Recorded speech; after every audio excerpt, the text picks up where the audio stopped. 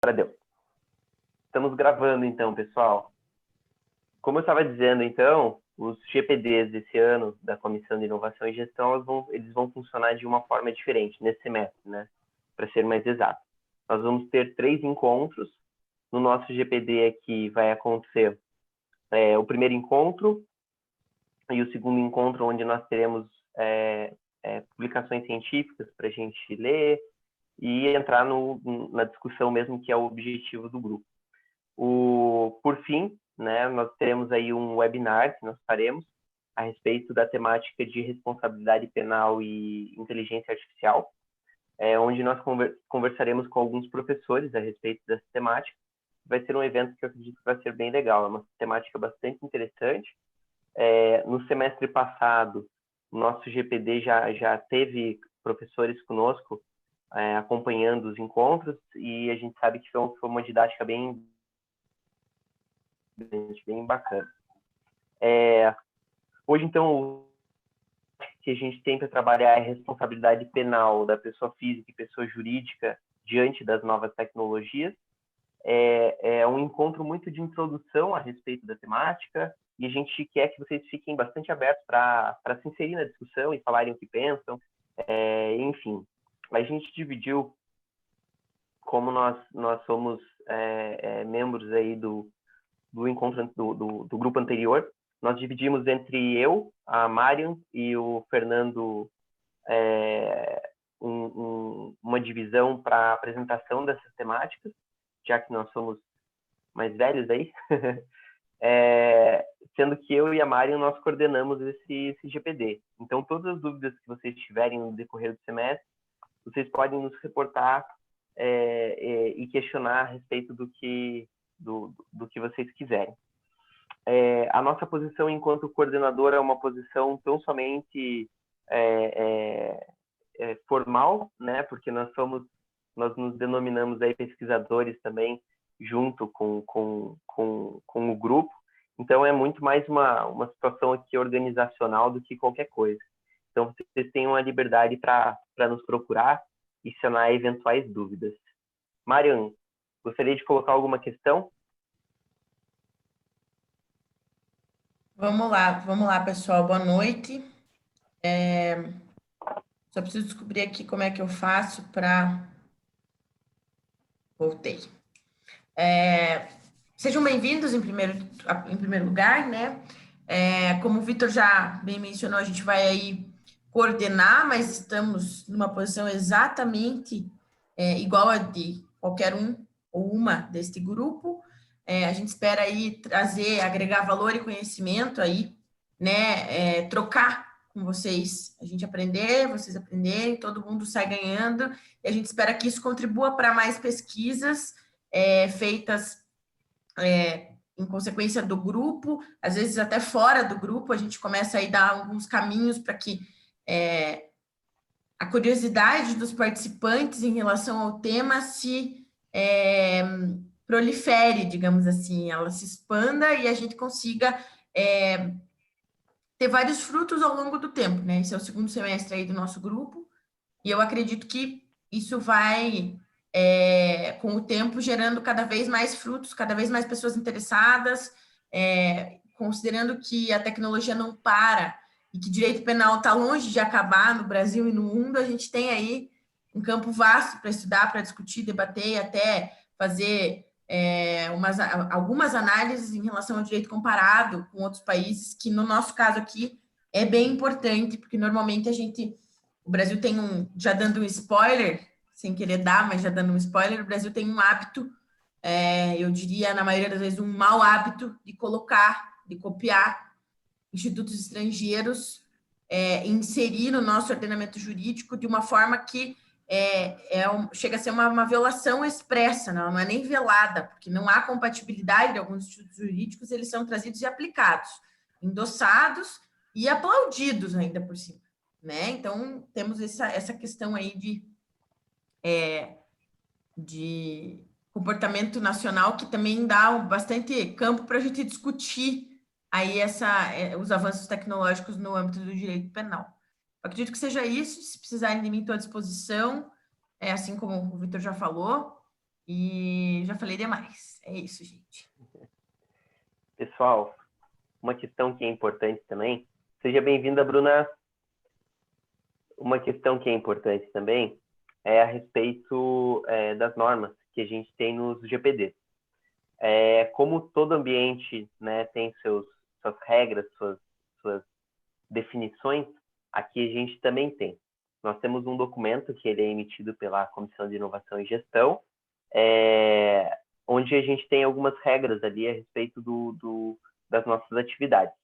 Esse documento, posteriormente, a gente vai passar para vocês ali no grupo, e eu peço que vocês leiam esses documentos, porque é bastante importante a gente conhecer o texto que nos serve, para que a gente tenha a relação, né, o melhor possível e mais bem estabelecida possível, né?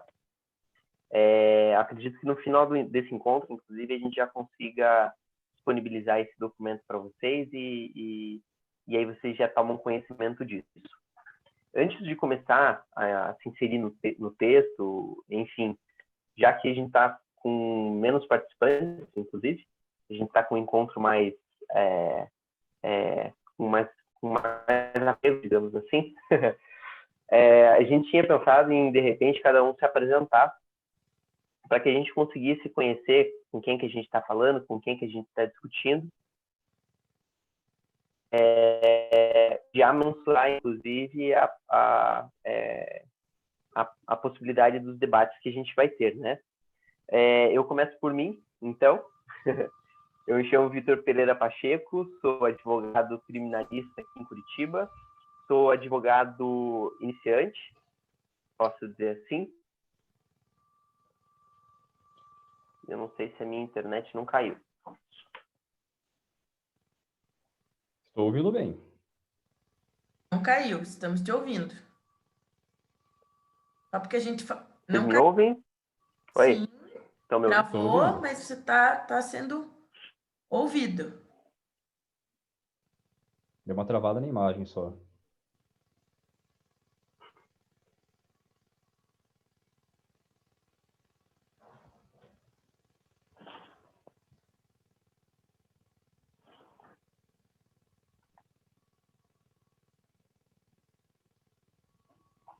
Voltei, será? Oi? Voltou. Voltei. Como eu estava dizendo, então, me chamo Vitor Pereira Pacheco, sou advogado criminalista em Curitiba.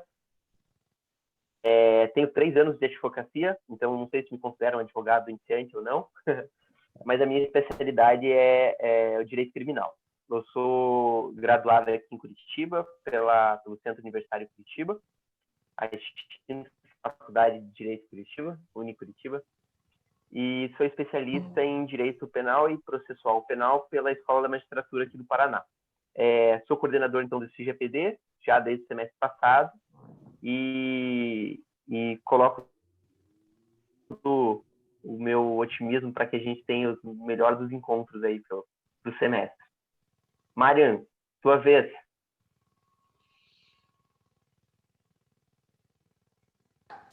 Então, vamos lá, pessoal.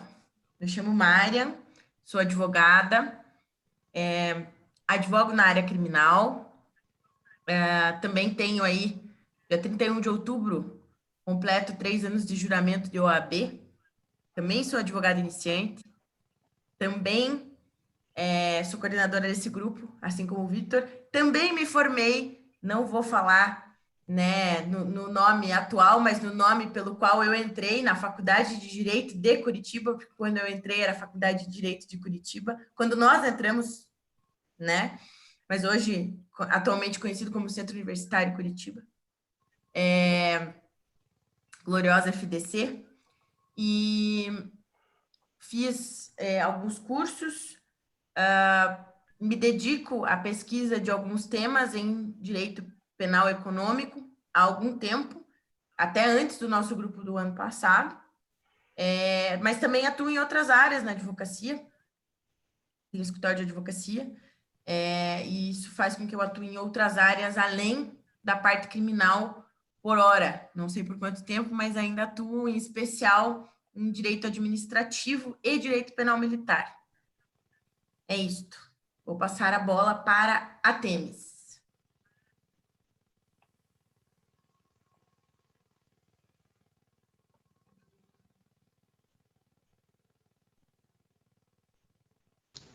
Boa noite, pessoal. Desculpa pela gafe. Que prazer revê-los. Que bom que o grupo de estudos teve continuidade. Desculpa pelo atraso. Eu estava, como meus amigos colegas advogados sabem, como é a nossa rotina, eu estava presa num prazo que eu não queria que passasse de hoje. E eu acredito que vocês estejam numa fase de apresentação e só falte eu, é isso? Não. Tá. Meu nome é Temis, eu sou advogada, me formei na Universidade Positivo e faz um tempo já. Temis, Já tenho... desculpa te interromper. Nós estamos na fase de apresentação, mas não falta só você. Pode ficar tranquila. Eu fui a segunda a me apresentar, você está sendo a terceira. Vai com calma, fica tranquilo. Então tá bom, obrigada. Eu sou advogada, apesar da minha OAB ser de 2013, eu estou atuando na advocacia faz 3 anos também. Atuo preponderantemente na área criminal, mas também faço outros processos, né, que o início da advocacia acaba nos obrigando a não fazer só o que a gente gosta, mas também é muito bom porque a gente acaba descobrindo do que a gente gosta, né? Já participei da comissão, já participei do semestre passado do grupo de estudos, achei que foi uma excelente fonte de conhecimento e de discussão, por isso que eu retornei nesse semestre e espero que o grupo seja muito produtivo, como já foi anteriormente.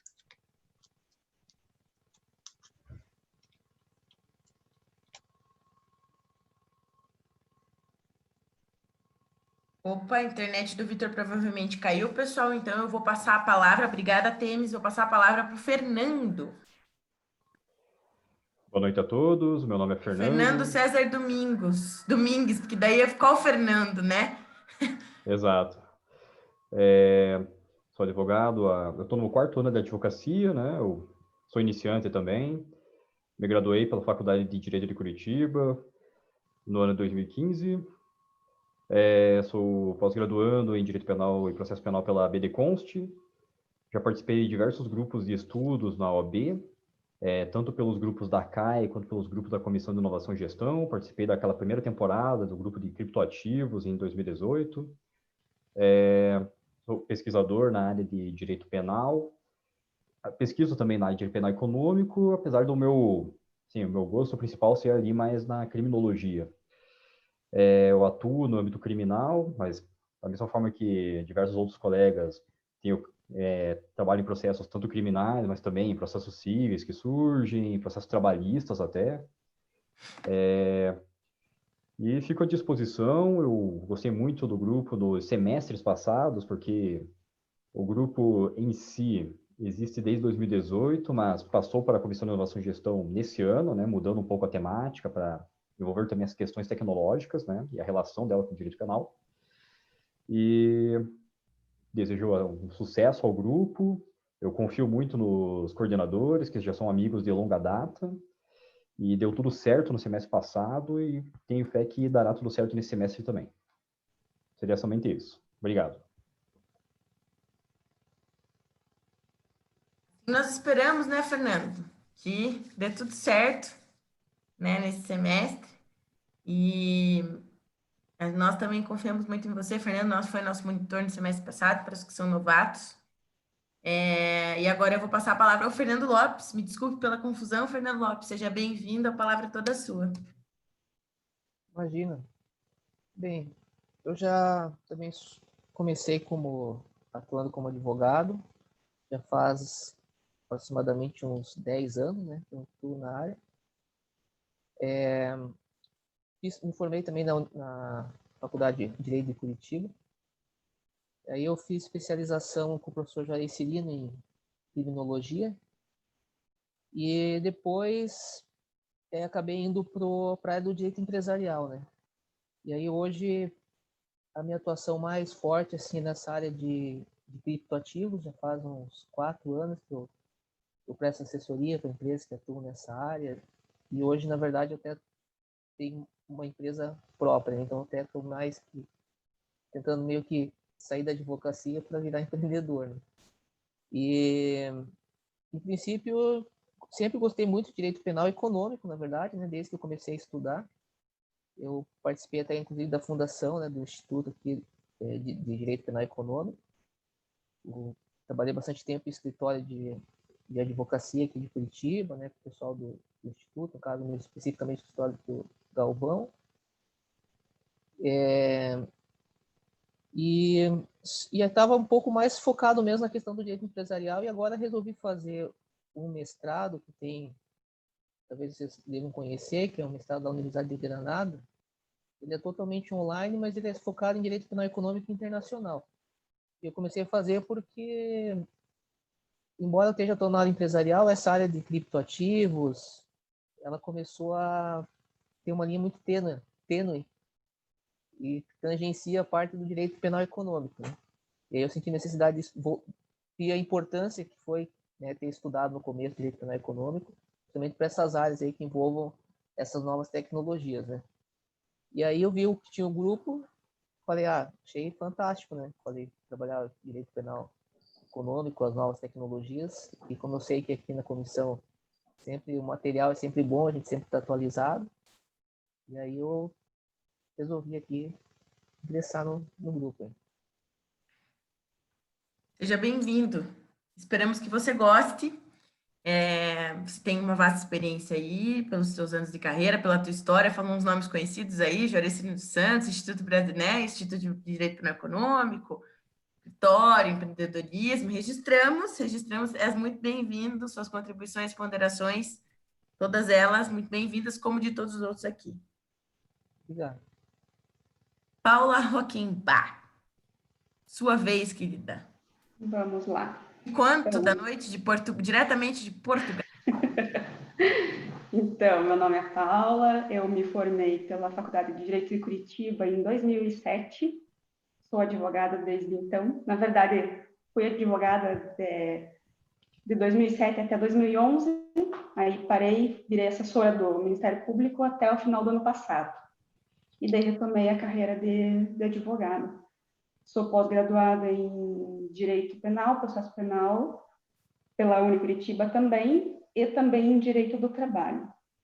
Tudo a ver com a nossa área aqui, mas foi o que precisei fazer. E agora estou aqui em Portugal para fazer um mestrado em Ciências Criminais pela Universidade do Minho. Ok. Ficamos felizes com a sua presença, Paula, com a sua participação. A Bruna, eu vi que a Bruna entrou aqui, eu não sei se o que está acontecendo com a internet dela, então eu vou passar a palavra aqui para o Vitor, até porque ele tem alguns recadinhos paroquiais aí para fazer para vocês. Enquanto isso, eu vou trocar uma ideia lá com a Bruna, ver se ela está precisando de alguma ajuda. Já volto aqui. Últimos recadinhos. Voltei, pessoal. A internet aqui estava oscilando um pouquinho, mas já consegui um cabo e a solução. Espero não cair mais. Bom, pessoal, durante a semana aí vocês viram que a Marian colocou um aviso a respeito do nosso último encontro. Até então nós teríamos encontro aí. Deixa eu abrir o meu calendário bem rapidinho aqui.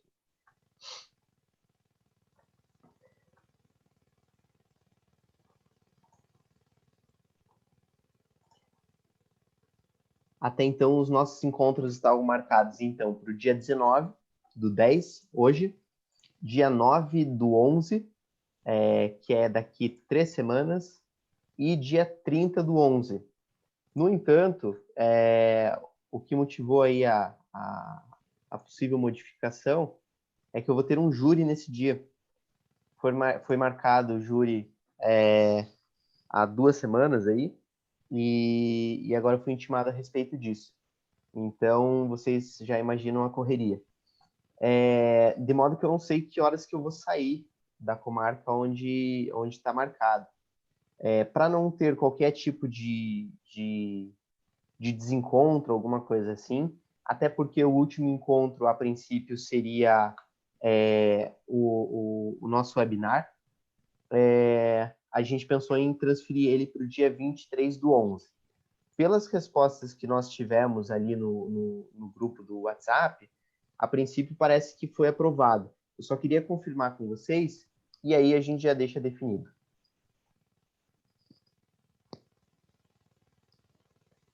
Se possível, deem um joinha na câmera ou se manifestem. Por mim, 23/11, sem problemas, alteração completamente compreensível aí, em razão de você estar na Lapa, ali, Ali na Lapa. a Exato. trabalho, sem problemas. Também também. concordo, sem problemas. Show. Eu também concordo, dia 23 está ótimo para mim. Perfeito. Boa. Fernando? Fernando? Perfeito. Excelente. Perfeito, pessoal. Obrigado pela compreensão aí. E eu acho que a gente pode começar com o nosso encontro com a devida revisão bibliográfica dos textos. Como eu havia falado no início, nós dividimos aí esse encontro entre eu, o Fernando e a Marian. Também lembrando que a gente trouxe o Fernando porque no nosso semestre passado, quando nós finalizamos os nossos trabalhos, quando nós escrevemos os artigos científicos, que a princípio esse semestre não vai ter, o Fernando ele escreveu um texto a respeito de sociedade de risco e expansão do direito penal, e que tem tudo a ver com o nosso encontro. Então, nós pensamos nele justamente para dar essa introdução para a gente e levantar a bola para a gente tratar especificamente da responsabilização. Então, quando nós fizemos a divisão, inclusive para esse encontro de hoje, nós colocamos a bola já direto no pé do Fernando para ele sair chutando esse tema, que é de vasto conhecimento dele. Fernando, tá com a palavra máxima, cara. Pode soltar. Eu vou pedir só desculpe te interromper, Fernando, mas vou compartilhar aqui para o pessoal poder ver. A Bruna me mandou uma mensagem aqui dizendo que está tentando entrar, tá? E eu vou compartilhar aqui a minha tela, gente, para vocês poderem ter na verdade, assim, aquela ideia da apresentação de slides mesmo, é só para ter um visual, não é exatamente texto, né? Só para saber, para vocês conseguirem se localizar no que a gente está falando, considerando que o nosso tema de hoje é responsabilização penal de pessoas físicas e jurídicas, ok? Vamos lá. Já te dou a palavra, Fernando.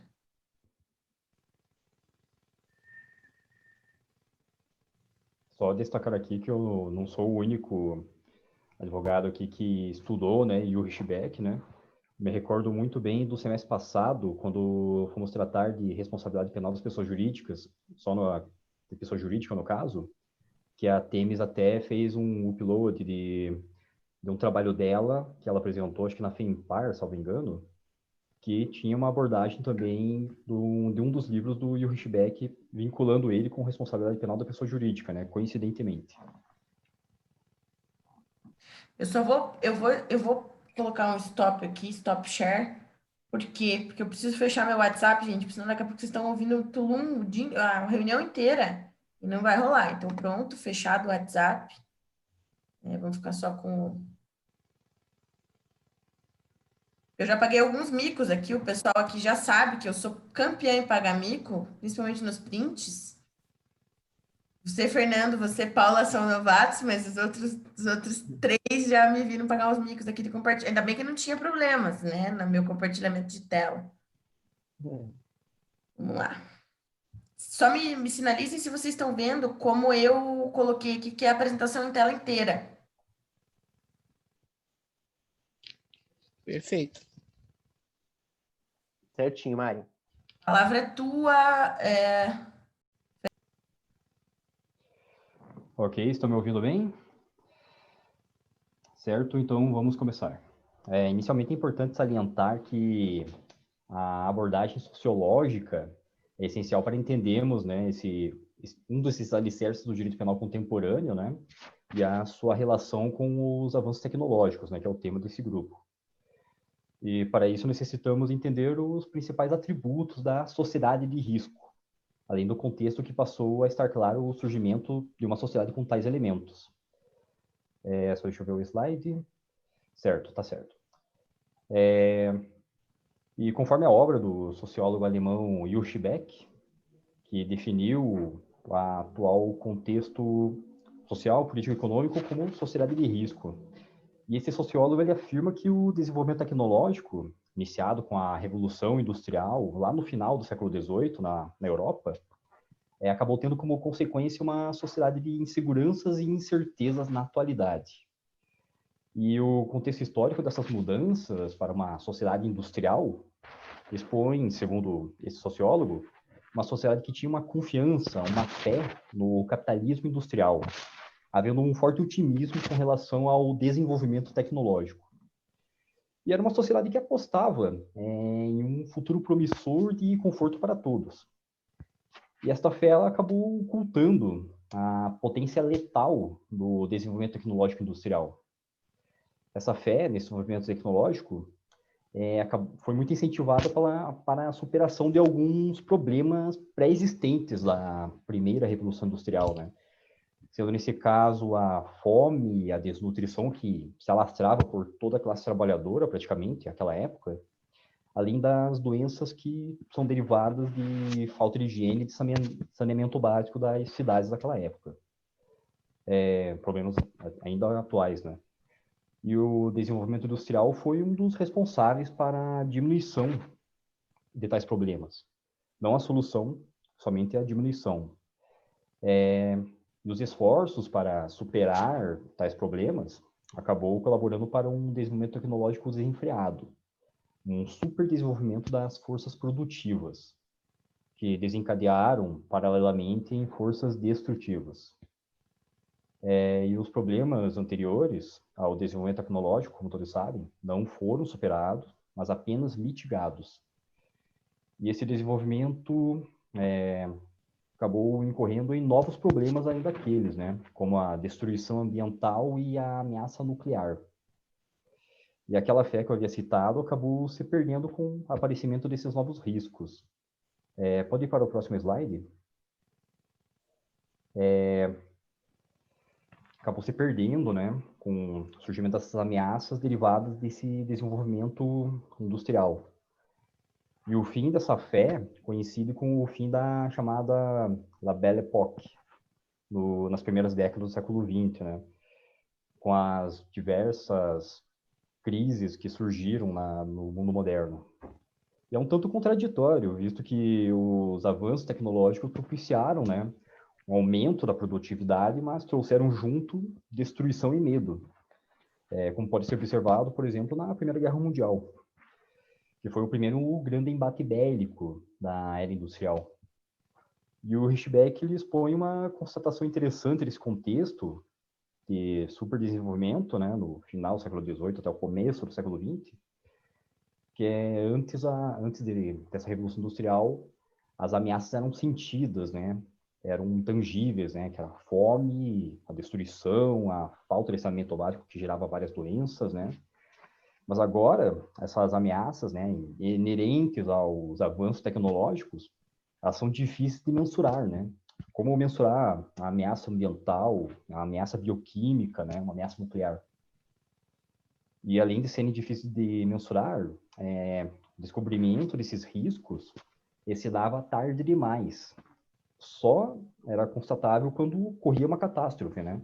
E deixava claro esses efeitos colaterais dos avanços tecnológicos. Dois exemplos, né? Um estrangeiro e outro nacional. Chernobyl, em 1986, ali na região da Ucrânia, né? Que pertencia ainda à antiga União Soviética. E os rompimentos de barragens, né? De minérios. Em Mariana, em 2015, e em Brumadinho, no ano passado. E a partir de tais catástrofes, não se buscaram uma solução, né? Somente uma prevenção não muito efetiva, só para mitigar os problemas. E isso se tornou um novo mercado no capitalismo tardio, né? Isso que passou a surgir, basicamente, um comércio de formas de atenuar os riscos. existe uma política simbólica de superação da multiplicação dos riscos, né? Sem solucionar a origem do problema, sem tirar aquela fonte de problemas, né? Somente para atenuar as consequências, né, desses avanços tecnológicos, dos riscos dos avanços tecnológicos. Um exemplo que o Richbeck cita é a instalação de filtros purificadores nas chaminés das fábricas, né? Atenua a poluição, mas a fonte de poluição continua. E o Richbeck, ele afirma que a lógica capitalista acabou chegando a um novo patamar na sociedade de risco, pois encontrou um mercado com necessidades insaciáveis, visto que toda indústria avançada produz riscos e acaba necessitando de formas de atenuação desses riscos. E o Beck ele faz, né, uma crítica à indústria, né, afirmando que a sociedade de risco tem sua gênese no fato do desenvolvimento tecnológico ter sido em prol do aumento da produtividade e do lucro, em vez de ter focado também nos benefícios civilizatórios, né, de tal desenvolvimento científico, assim por diante. E a ciência ela tem um papel fundamental na sociedade de risco, né, visto que através dos avanços científicos que se deu o desenvolvimento industrial, né, que desencadeou no surgimento desses riscos. Além de ter sido também pelos avanços científicos que surgiram os meios de atenuar esses riscos, né. É percebido que há um certo trabalho preventivo, né, aos riscos, mas não é nada efetivo, só buscam mitigar, né, os problemas, como eu havia dito. Mas falei tantas vezes aqui de risco, etc., né, sem uma conceituação, né. O que seria risco, então? O Hirschbeck, ele expõe um conceito, que risco é um conceito moderno, que ele pressupõe decisões humanas e futuras, né, sempre humanamente produzidas, né. Em suas palavras, o risco é uma consequência de uma decisão humana racionalmente tomada no manejo das tecnologias, decisão esta que se direciona a uma vantagem ou oportunidade técnico-econômica, né. Até corroborando com isso, daí um autor nacional, né, e até do direito, né, o professor Pier Paulo Cruz Bottini, da USP, ele afirma que o risco é uma qualidade do agir humano, diante de diversas opções colocadas. Portanto, está claro que o risco ele é decorrente de decisões humanas, decisões estas que podem ser responsabilizadas penalmente, por terem provocado algum desastre ou um efeito colateral à sociedade. E estes efeitos colaterais do desenvolvimento tecnológico vêm tendo grande influência no âmbito jurídico, principalmente nas últimas décadas, com diversas crises econômicas que ocorreram, assim por diante, desastres ambientais, desastres nucleares. E na sociedade do risco, só deixando claro que nas últimas décadas que passamos a, de fato, intitular, né, como uma sociedade pós-industrial, uma sociedade de fato de risco, né? E nessa sociedade a população ela vive, né, um contexto de medo, insegurança, como eu havia dito lá no início, e que estão em estágios nunca antes percebidos, havendo um clamor social por respostas rápidas. Aí chegamos um link com questões de direito penal. E a fim sempre de diminuir a insegurança, o medo, né? Além de, claro, de atender o clamor social, né? E a partir daí o Estado utiliza de um mecanismo bastante violento do qual ele dispõe, né? O mais violento do que ele dispõe, que é o direito penal. Vale destacar que a sociedade de risco ela é global, mas sobre tal característica, né, dessa característica global da sociedade de risco, e para tratar também de questões mais relacionadas ao atual contexto civilizatório do direito penal, passo a palavra ao Dr. Vitor Pereira Pacheco. Somente isso. Obrigado. Muitas graças, Fernando. Excelente, cara. Eu acredito que, de fato, esse conceito da sociedade de risco é essencial para a gente entender o que a gente vai buscar, o que a gente vai tentar entender e quais são as discussões que a gente vai pautar aqui no nosso grupo. Além disso, eu acredito que esse conceito de sociedade de risco ele é essencial, inclusive, para entender o que a gente chama de direito penal moderno, se é que assim a gente pode chamar. e como ele se difere do sistema clássico, ou direito penal clássico. Põe aqui no chão, mãe. Sim. Acho que tem alguém com o microfone aberto. Acho que era a Bruna. Então, beleza.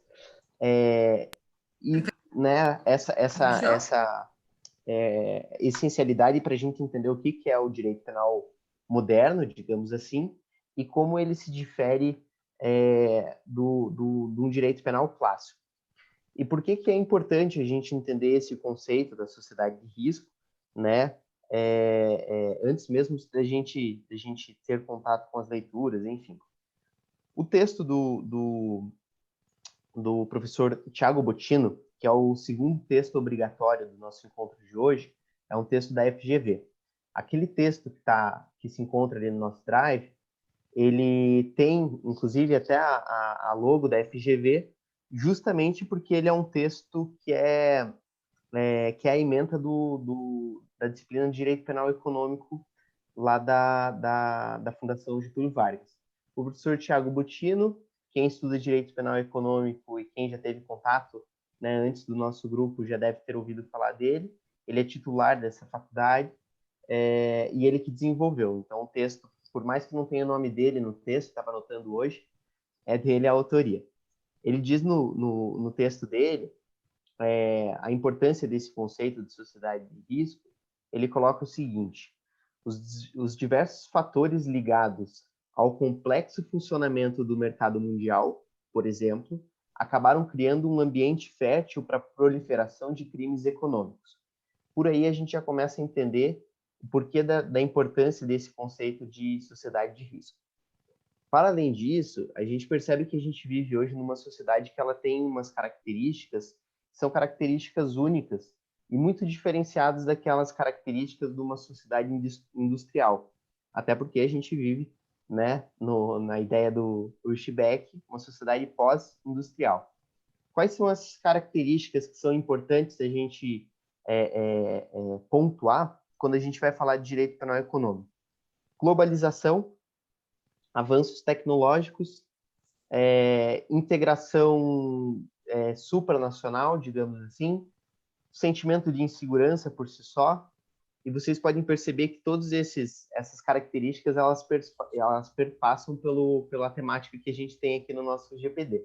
Então, por isso que é tão importante a gente falar a respeito desses conceitos.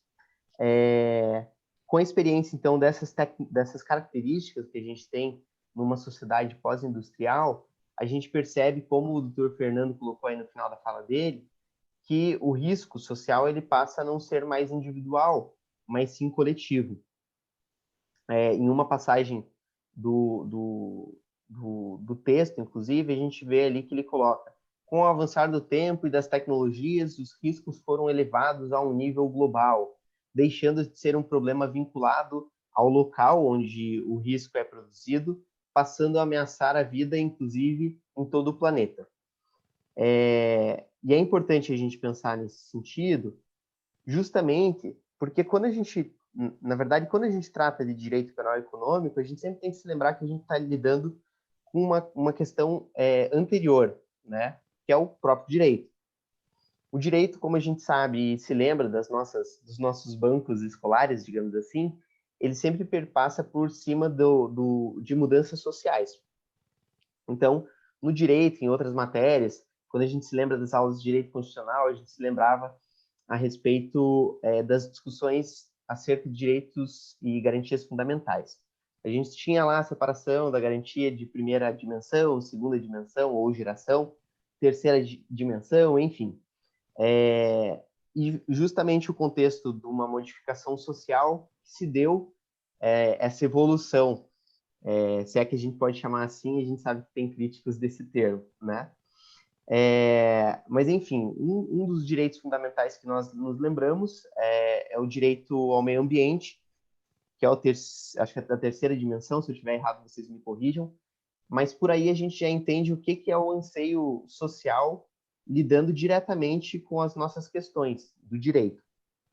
Quando a gente coloca o meio ambiente como um direito fundamental, a gente tem uma conexão com o coletivo, já não mais com o individual. E eu falo isso só para a gente entender que não se refere tão somente à nossa área, essas modificações, mas se refere sempre a um contexto muito maior, que é um contexto social. Por isso que é tão importante a gente voltar a esses conceitos. Para além do conceito de sociedade de risco, que é muito falado, e por isso que a gente começou, tem alguns conceitos que eu acho legal também para a gente entender a nossa sociedade atual. Tem o conceito do sociólogo polonês Zygmunt Bauman, que ele fala a respeito da modernidade líquida. Eu não sei se alguém aqui já teve contato com as obras do Bauman e com as tantas obras, na verdade, que ele se refere com o texto líquido, com o termo líquido, uma vez que ele acreditava nessa teoria e ele escreveu, de fato, várias obras. Inclusive, existe uma piadinha que todas as obras do Bauman acompanham esse termo. É amor líquido, modernidade líquida, tudo líquido. O Bauman, ele dizia que a gente vive uma modernidade diferenciada. Anteriormente, quando a gente vivia naquela sociedade industrial, qual o Urschbeck faz referência, a gente tinha uma solidez, uma concretude em cima dos conceitos, em cima da concepção das coisas. A gente conseguia diferenciar o que era o que de forma muito presente. Já numa modernidade líquida, a gente já não tem mais isso. E por isso que ele utiliza, inclusive, esse termo. O líquido, a gente sabe que ele corre rápido. O líquido, ele escapa das nossas mãos. O líquido, ele pode se transformar em coisas diferentes. E é isso que o Bauman quer dizer quando ele coloca esse termo de modernidade líquida. A gente percebe que a gente tem uma alteração das coisas muito rápida. Não é à toa, e linkando com o nosso tema, que o direito penal moderno, se é que assim podemos chamar de novo, ele se modifica muito rápido. E para nós isso é um problema, por óbvio. Quando a gente pensa em segurança jurídica, quando a gente pensa em expansão do direito penal, que é o próximo tópico que eu vou lidar, isso é um problema. Um outro conceito também que eu acho que é interessante para a gente entender a nossa sociedade atual é o conceito do Foucault, que ele fala a respeito de biopolítica. O Foucault, como um grande estudioso das relações de poder, ele diz que justamente essa sociedade pós-industrial ela faz com que a gente tenha uma constante modificação das relações de poder. Inclusive, ele utiliza esse termo biopolítica, é o termo que ele consagra para lidar com relação a isso. E eu não sei se alguém aqui do grupo conhece um filósofo, eu acho que ele é da Coreia do Sul, que eu conheci um tempo atrás, aliás, na verdade, recentemente. Ele se chama Byung-Chul Han. Ele fala a respeito da sociedade do cansaço. Fazendo conexão com essas teorias, ele trata, né, dessa velocidade que a gente lida com as coisas hoje e o quanto isso afeta no nosso viver. Eu acho que é bastante interessante para a gente entender todo o nosso contexto. Mas, enfim, independente da teoria que a gente vai utilizar para entender as coisas, eu acredito que o que é fixo entre todas essas teorias é que a gente vive numa sociedade de incertezas, diferente do que a gente vivia há um tempo atrás. Dessas incertezas, está intimamente, óbvio, ligado a uma demanda de maior segurança, de maior controle das coisas, porque até o Sanches Silva fala, trazendo o Urschbeck também, ele fala que nós vivemos uma sociedade de medo. Então, diante dessas incertezas, a gente tem, por óbvio, uma consequência de como a gente vai lidar isso na esfera penal e como a gente vai dar a devida persecução penal para esses medos das pessoas, por essas inseguranças. Diante disso, a gente começa a falar a respeito do expansionismo penal. O professor Bottino, inclusive, coloca no texto dele a respeito disso, e possibilidades de responsabilização diferentes até então, que nós não estávamos habituados. Eu falei, por exemplo, na questão do direito constitucional, a gente tem uma ascensão de direitos fundamentais e garantias fundamentais. No direito penal, a gente percebe que aqueles bens jurídicos que são alvo das garantias fundamentais também são tensionados no direito penal. Então, a gente tem uma crescente um crescente desenvolvimento com relação à legislação do meio ambiente, por exemplo, né, direito fundamental e de terceira dimensão, e assim por diante. Além disso, a gente também tem uma outra situação, que é uma situação que a gente vai lidar bastante aqui no grupo, que é a responsabilização penal da pessoa jurídica. Até então, a gente tinha um direito penal clássico que está preocupado tão somente com as ações e omissões de pessoas físicas, ou seja, enxergava, né, os nossos braços se mexendo e, a partir disso, pensava nos tipos e pensava nas devidas teorias. Hoje a gente tem uma acentuação e uma crescente para pensar outras coisas. Com uma questão de globalização se acentuando, com uma questão de interações supranacionais, a gente tem que, de fato, pensar em outros panoramas. A gente viu bastante isso no texto do professor Bottino. Bom, mas independente de continuação de qualquer crítica, né, porque eu também sou muito crítico com algumas questões, inclusive com a responsabilização da pessoa jurídica, eu acredito que passo a palavra para a Marian falar disso, para eu não entrar em qualquer tipo de polêmica também a respeito disso. Marian, a palavra é contigo. Obrigada. Eu vou fazer o bichinho aqui, o papel da advogada do diabo aqui, vou dizer assim que eu acho que a gente tem que entrar em polêmica, mas daqui a pouco, porque essa coisa de não vou entrar em polêmica em grupo de estudos não existe. A gente tem que, né, tá aqui para debater e eventualmente concordar, discordar, dizer, não, ó, é minha opinião, eu, né, não entendo assim, tudo bem, né? Com educação e respeito, eu acho que a gente tem uns temas polêmicos que eu acredito que nós, como advogados, como pesquisadores, como estudiosos, precisamos debater. Então, vou deixar essa provocaçãozinha para você realmente nos colocar aí na hora da discussão essas polêmicas aí das quais você estava falando. Vou pensar em algumas dúvidas para colocar aqui depois. Ai, Deus, lasquei-me. Eu não coloco afirmações. Lasquei-me, porque eu dei uma cutucada, eu vou receber de volta, vocês estão entendendo, né? Mas vamos lá. Então, assim, o ambiente gente, é para isso. Vamos lá.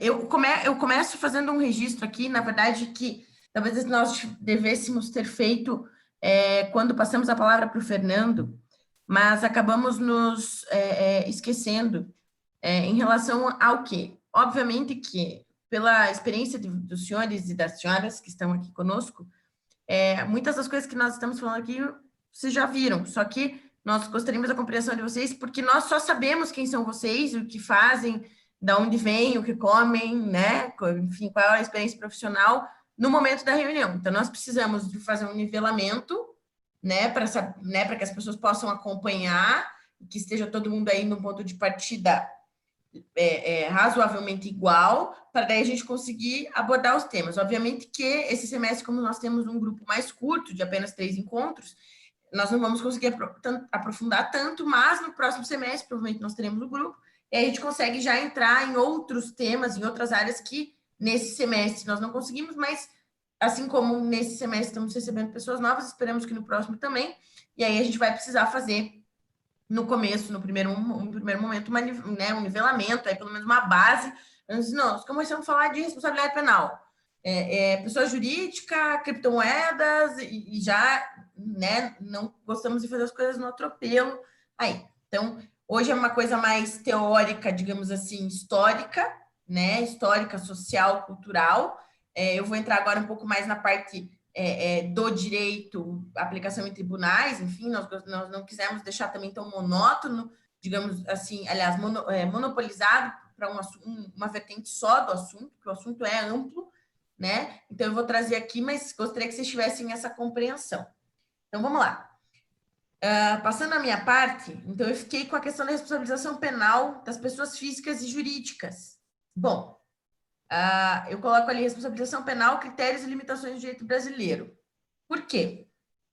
Eu penso o seguinte, nós estávamos aqui falando de sociedade de núcleo de risco, sociedade de risco, estávamos falando aqui de modernidade líquida, de expansão do direito penal, e aqui eu vou me valer de um estudo que eu fiz em 2000 e... Nós estamos em 2020, eu fiz estudo em 2016 sobre o expansionismo penal, porque saí de graduação estudei a questão da falência do sistema penal brasileiro, tá? E a viabilidade ou inviabilidade de aplicação de implementação de justiça restaurativa no Brasil. Só estou me referindo a isso porque, na época, nós tínhamos 600 mil presos, por aquele registro do DEPEN, né, que a gente tem aquele levantamento do DEPEN. Hoje, nós já passamos dos 800. E eu estou falando apenas e tão somente de 4 anos atrás. Então, aqui o expansionismo carcerário fica evidente, mas ele é um reflexo, a meu ver, do expansionismo penal em si. Especialmente porque nós tivemos, durante os últimos anos, uma apelação. O Vitor falou assim, sociedade que tem medo, né? Ele citou alguns teóricos, Silva Sanches, enfim, citando outros estudiosos, enfim, que falam dessa questão da expansão, né? Da demanda penal. Então, nós aprendemos, todo mundo aqui, independente de quanto se formou, entendeu e ouviu de um professor de direito penal que direito penal é a última ratio. E direito penal não é a última ratio. Para quem trabalha com direito penal, a gente sabe que não, tem que prender. Deu um problema, começou, vamos aumentar a pena. E ninguém pergunta para quem estuda direito penal, processo penal, direito penal, se aumentar a pena, resolve. Como também ninguém perguntou o que aconteceu, o que acontece, se é a melhor forma de lidar com crimes econômicos, porque crimes de direito penal econômico, né, normalmente estão fora do modelo, né, não dá para a gente dizer que um homicídio, né, tem as mesmas essências, contornos e, enfim, necessidades de resposta do sistema, se é que a gente pode dizer aí que existe uma necessidade de resposta do sistema, vamos pensar em prevenção, funções da pena, aí, vamos partir do pressuposto que tem, tá? Vamos pensar que não são funções contadas para a gente. Partindo do pressuposto que existem essas funções, nessa situação, se a gente for pensar qual é a resposta que nós daríamos, não dá para dizer que crimes comuns e crimes empresariais, né, ou crimes econômicos, são a mesma coisa. Não são. Porém, o anseio punitivo por pena, cadeia, ficar preso, ele se não igual, em alguns casos até maior. Em especial nos últimos anos no Brasil. Né? Tivemos aí aqui, não me imiscuindo no campo político, mas tivemos aí uma ascensão estratosférica nos últimos 8 anos em relação à questão de anseio por responsabilidade penal de pessoas públicas, de situações públicas, de corrupção, de desvio de dinheiro. E isso envolve, sim, o direito penal econômico, porque temos a questão, né, tráfico de influência, temos os crimes empresariais, a gente acabou aí nos outros slides aí falando de outros tipos de crime, como, por exemplo, brumadinho, né, mas podemos falar nessas questões aqui também. E aí, eu coloquei aqui um item de expansionismo penal e judicialização da opinião pública. A referência que eu tenho sobre judicialização da opinião pública é o Álvaro Pires. Eu usei ele na minha monografia em 2016, e ele, cada vez, ele é mais atual, dizendo, olha, o judiciário recebe a opinião pública e ele age de acordo com o que a opinião pública espera. E se a opinião pública espera cada vez mais pena, é o que o judiciário, em alguma medida, vai fazer. Vai fazer.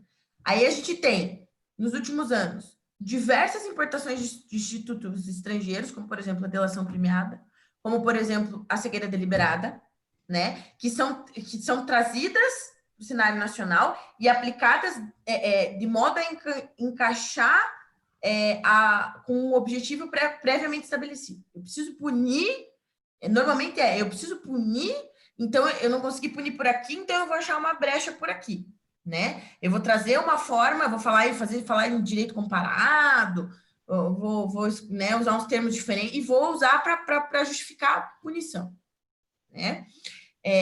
Então, esse é um dos efeitos da judicialização da opinião pública, dentre outros. que existem, né, no nosso meio.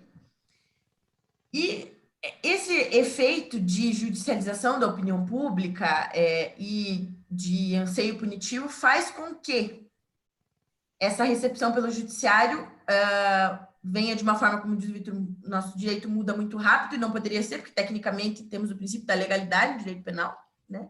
Nas suas 5 ou 6 dimensões, 6 dimensões. A questão é, como é que a gente tem essa mudança, que respeito à Constituição é esse, né? Que viola ou mitiga princípios constitucionais, princípios básicos do direito do processo penal, para poder atender um anseio punitivo. Esse é um primeiro ponto que, a meu ver, a gente precisa pensar sobre isso e discutir sobre isso. E se isso está ou não levando a lugar algum, né? Ou a que lugar nós estamos indo com isso? Nós estamos criando mais insegurança jurídica? Ou agora a corrupção no Brasil acabou, está todo mundo preso, todo mundo respondendo, e os juízes estão, assim, o Ministério Público está logrando êxito em denunciar várias pessoas, todas elas adequadamente, e o juiz está recebendo denúncias, processando e julgando de acordo com o CPP. O que está acontecendo? É uma discussão que a gente precisa ter. E, por mais que a gente precise de paixão para fazer as coisas que a gente faz no dia a dia, olhares apaixonados quando se trata de direito penal, que eu não estou falando para ninguém que desconhece o direito penal, dá problema. Quando a gente vem com paixão, dá problema, né? Porque a gente tem um ordenamento jurídico posto, né? O juiz não é legislador. E aqui nós temos problemas, em especial em relação à responsabilidade penal de pessoas jurídicas. Tá? Eu já estou entrando aí no nosso ponto. Práticas criminais relacionadas à responsabilização penal de pessoas físicas e jurídicas. Bom, a gente tem a questão da responsabilização de pessoa jurídica, né, no Brasil, e isso é um problema. A gente tem problemas com a responsabilização de pessoa jurídica no Brasil, porque os critérios, eles deveriam ser... Opa! Tem alguém com o microfone aberto, gente. Tudo bem aí?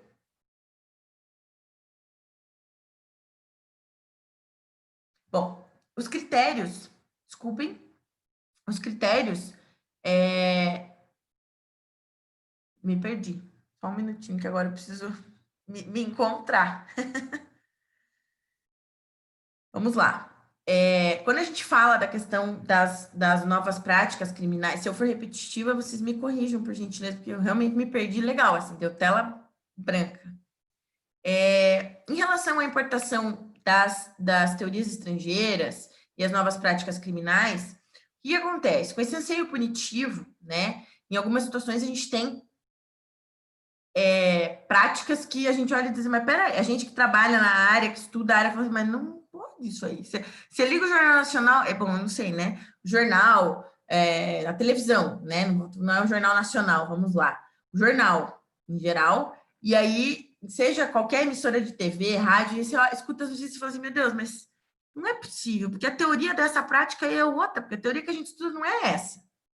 Por exemplo, a situação de responsabilidade penal da pessoa jurídica quando a gente está falando de empresas com grande estrutura em crimes ambientais. O que normalmente acontece? E aconteceu em Mariana. Aconteceu em Mariana e aconteceu em Brumadinho. Você pega todo mundo que você acha, no caso você é o órgão acusatório, pega todo mundo que você acredita que tem responsabilidade, faz o quê? Denuncia. Mas o artigo 41 do CPP é muito claro em dizer que nós temos critérios específicos para a admissibilidade de uma denúncia, né? E qual é a análise que é feita nos processos? Deve ser feita essa análise? Como? Quais são os critérios? A gente tem o artigo 13, né? E aqui eu já estou falando quase do final ali do texto, aquele texto de 3 páginas que a gente tinha, né? Que era também texto obrigatório porque eu não consegui gravar o nome dele, eu volto lá sempre. Alexandre Wunderlich. Isso. Que vai falar sobre essa questão. E aí a gente tem, então, o artigo 13 do Código Penal, que supostamente não, é a nossa baliza, porque é a letra da lei. Só que, quando se trata de pessoas jurídicas, isso fica um pouco mais complexo. E aí, assim como o Alexandre lançou mão, eu aqui lanço mão da Heloísa Estelita, que tem um texto sensacional sobre isso, que nós estudamos no semestre passado. O texto é referência, ele está como referência lá, se vocês quiserem, depois a gente pode passar no grupo, que é responsabilidade penal dos dirigentes da empresa por omissão. Tá? Inclusive, neste texto, ela traz um caso prático para a gente estudar, ela não dá resposta. Ela traz um estudo de caso para a gente debater dentro do texto, né? No último semestre a gente debateu como que era, ou no semestre anterior, como que era o que ela trazia para a nossa discussão, né? Não tem resposta pronta. Mas a questão resumidamente, você analisar quem que é o dirigente que está mais perto do núcleo do risco, qual era a responsabilidade dele, como funcionava a situação dentro da empresa. Por exemplo, vou dar um exemplo de uma situação que a gente pegou uma jurisprudência na época no STF, salvo engano. Era uma empresa que ficava no Nordeste e eles tinham bombas de água, tá? De muitos e muitos litros. E aí existia uma pessoa que era responsável, tá? Por ensinar os funcionários a operar aquela máquina, né? Aquela bomba, enfim. E acabou acontecendo de um funcionário não operar a bomba direito e vir a óbito, tá? O que aconteceu? Quem foi denunciado por homicídio? Todo o conselho administrativo, o superior hierárquico, a pessoa que dava orientações para ele. Então, assim, salvo engano, na exordial acusatória tinham 15 denunciados. 15. E o juiz recebeu. E eles foram... Não houve absolvição no começo, tá? Ratificou-se, depois de apresentar a resposta à acusação, ratificou-se o recebimento e tal. Aí você falou assim... Porque daí tinha a questão de... salvo engano, ele faleceu, ou foi colocado como tentativa, eu não me lembro, mas a questão pegaram todo o conselho administrativo e denunciaram. E daí você diz assim, mas espera aí, no final, condenados foram 3 pessoas. Porque realmente, ao longo da instrução criminal, foi se apurar, enfim, a responsabilidade de cada um. Mas a questão se nós temos critérios específicos para responsabilizar ou para ver se existe indícios de autoria, porque isso seria nessa fase, né? Materialidade, tá bom, então alguém morreu. Indícios de autoria, como é que a gente faz quando é com pessoa jurídica? E é o que não acontece, a gente não vê isso acontecer. A gente tem outros casos, inclusive eu estava aqui, um pouco antes da gente começar a reunião, fazendo uma pesquisa no STF, e tem eu achei um julgado de um HC do ministro Aires Brito, que dizia o seguinte, olha, o fato, era um caso de descaminho, em que era um HC concedendo uma liminar para trancamento de ação penal em 2007, tá? Dizendo o seguinte, olha, o fato dessas pessoas aqui serem sócias da empresa não faz com que elas tenham responsabilidade criminal, porque senão eu estou admitindo que nós aceitamos uma responsabilidade penal objetiva, e nós não aceitamos. Não há descrição fática dessas pessoas. Então, aí eu pergunto para os senhores e para as senhoras, aonde que está esse critério do juiz quando recebe a denúncia? Cadê a análise desses critérios? E eu não estou nem dizendo assim, é o critério tal, até porque, a meu ver, o princípio da legalidade, o critério tem que estar na lei.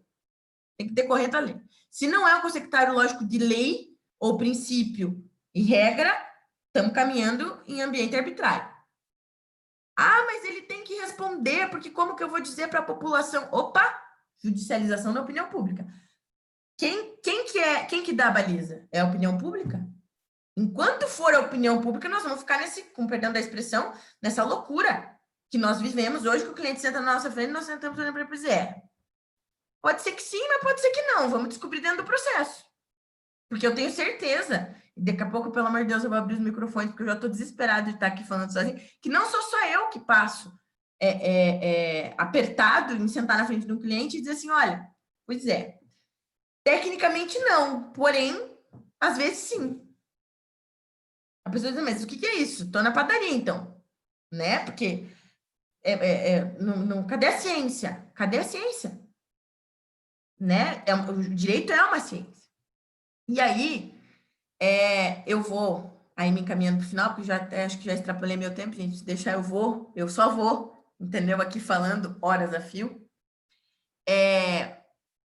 A gente fala da teoria estrangeira. No texto do Alexandre, ele vai falar sobre a questão de usar o dolo eventual, né? Expansão do dolo eventual para responsabilizar pessoas, enfim. Ocorre que ali, como tem esse exemplo, eu vou trazer um outro aqui agora. Teoria da cegueira deliberada.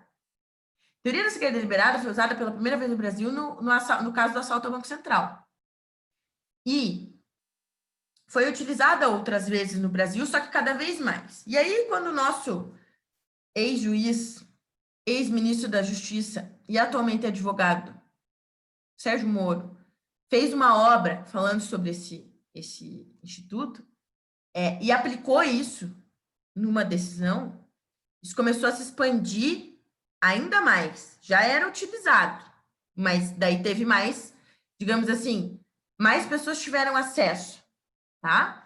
E aí a gente fazendo uma análise de estudo comparado, e aqui eu indico a leitura para quem quiser, Guilherme Brenner Lucchesi, um grande nome, um dos maiores, se não o maior aqui no Brasil nesse tema, a tese de doutorado dele na Federal do Paraná, sobre cegueira deliberada, ele traz os cotejos de por que a teoria da cegueira deliberada não é o que dizem aqui no Brasil que ela é, número 1.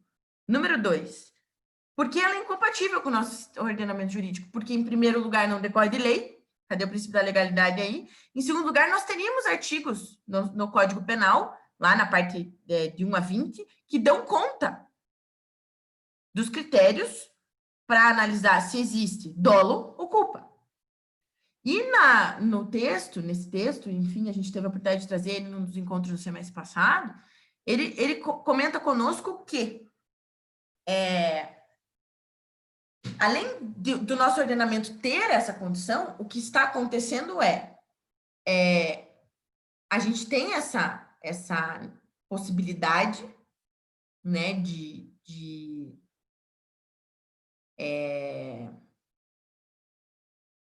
digamos assim,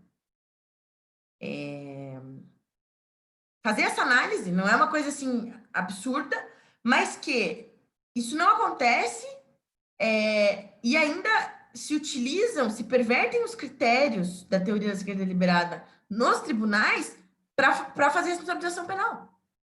Então, por quê? Porque eu tenho que pegar todo mundo da empresa. E aí tem um caso que, inclusive, está pendente de julgamento, eu até não confesso para os senhores que não cheguei a olhar de volta, que era uma situação em que o juiz não delineava, ele condenava uma pessoa, dizendo que, pela teoria da cegueira deliberada, ele deveria ser responsabilizado, não dizia quais eram os critérios, tá? E aí ia para o segundo grau, enfim, havia um pedido de que, aliás, para o segundo grau, o Tribunal Regional Federal, de que ele dissesse quais eram os contornos, porque se eu não tenho os contornos de por que você está aplicando aquela responsabilização, como é que eu faço para recorrer? Porque houve um embargo, ele não acolheu os embargos declaratórios, foi para segundo grau, aí o tribunal fez o quê? Anulou o julgamento, falou, pode voltar, passa de volta. Ele fez de novo, tá? E ainda não chegou no tribunal, ainda não tem a decisão do TRF para dizer para os senhores, manteve, reformou, como é que funcionou, tá? Mas assim, então a gente tem importação de teorias estrangeiras, a exemplo de outras questões, por exemplo, forçar que a dolo eventual, enfim, ao invés de investir numa criação, eventualmente, que fosse, se entendido que o Código Penal não dá mais conta, de uma legislação que traga os critérios, traga segurança jurídica, né? E isso faz com que a gente tenha diversas incompatibilidades e violações do nosso ordenamento jurídico, em especial mitigando ampla defesa, contraditório, fazendo com que, processualmente, a gente tenha invocação de uma teoria, tirei do bolso aqui, ó, você vai ser condenado por isso aqui. Daí você pergunta quais são os contornos, ninguém diz. E mais, nesse processo, tinha alguém perguntando. A gente pegou vários processos em que transitou em julgado. E a pessoa fala da teoria da cegueira deliberada e não diz mais em que ela consiste. E não só em que. Subsunção do fato à norma. em que ela consiste e aonde e por que aquele caso se aplica àquela teoria. Então, a gente tem aí diversos problemas em relação a essa expansão desenfreada do direito penal, em especial na área do direito penal econômico. Quando a gente fala de responsabilidade penal de pessoas jurídicas, não vejo, infelizmente, situações em que juízes e desembargadores, enfim, julgadores em geral, façam essa análise acurada na hora de receber denúncia. E nós todos aqui sabemos que, para uma empresa ter dirigentes respondendo por uma ação penal, isso causa impacto econômico na empresa. Não seria muito mais interessante, inteligente, nacionalmente falando, investir em programas de compliance, por exemplo, né? Em estruturas que deixem mais fácil, ou, digamos assim, tornem indiscutíveis os critérios para responsabilização penal de, uma pessoa, de um dirigente de uma pessoa jurídica, né? Então, a gente tem, o artigo da lei não está suficiente, então vamos para o legislativo, não é no judiciário. Então, eu trago aqui essa abordagem crítica no sentido de a gente, por causa dessa nova sociedade, né, do risco, desse expansionismo penal, a gente acaba com princípios básicos de direito e processo penal, né, viola normas diuturnamente de direito penal para processar pessoas, e aí chega no final, 2 são condenadas, 3 são condenadas. Foi o que aconteceu, eu só não estou lembrada aqui se é Mariana ou Brumadinho, qual que é o mais antigo, mas em uma delas, todos os dirigentes, e daí 3 pessoas, 5 pessoas foram condenadas. Foi assim, quanto isso custa para a máquina estatal? É um outro ponto. Então, a gente tem todos esses universos aí que fazem com que a gente, fora o impacto internacional, né, desse tipo de notícia, Operação Carne Fraca, né, que a gente teve aí alguns Mariana, como disse o Fernando César, e talvez os senhores estejam vendo, e o Vitor concordou, Mariana foi em 2015, é o mais antigo, então, salvo engano, foi em Mariana. Enfim, Operação Carne Fraca, que teve esse problema aí de divulgação prévia, e o apressado com a Micru, e teve impacto no PIB. E daí terminou inquérito, investigação. Chegou lá, era uma. Das 10 empresas, uma tinha problema. E o nosso PIB foi pro saco. E aí, gente, como é que fica? Bom, é isso aí, já falei demais, vou parar de compartilhar aqui e abrir os microfones desse pessoal. Muito obrigada. Eu amei que você falou Operação Carne Fraca, daí você falou apressado come cru. Achei ótimo, ficou não pense totalmente... que trocadilho horrível, gente. Ficou totalmente dentro da metáfora, tá? Sossegado. Desculpa, não pensei. Pô, viu, gente? Falei que ia ter volta. Nem terminou a reunião, ele já me devolveu. Mário, mas eu pensei que eu ia ser o mais crítico. Eu adorei a tua fala. Eu adorei a tua fala. Você Obrigada. foi mais crítica que eu. Tem algumas questões que eu queria pontuar. Eu tinha ficado, inclusive, de falar algumas questões em relação às informações. Já que hoje a gente lida com esse ambiente, né, de uma sociedade de risco, de insegurança, incerteza, a gente tem uma problemática muito grande com relação a informações também. Eu posso falar um pouquinho disso, porque eu estudei o discurso da mídia sobre a questão criminal lá no meu TCC ainda, da graduação, e posteriormente no TCC da especialização também.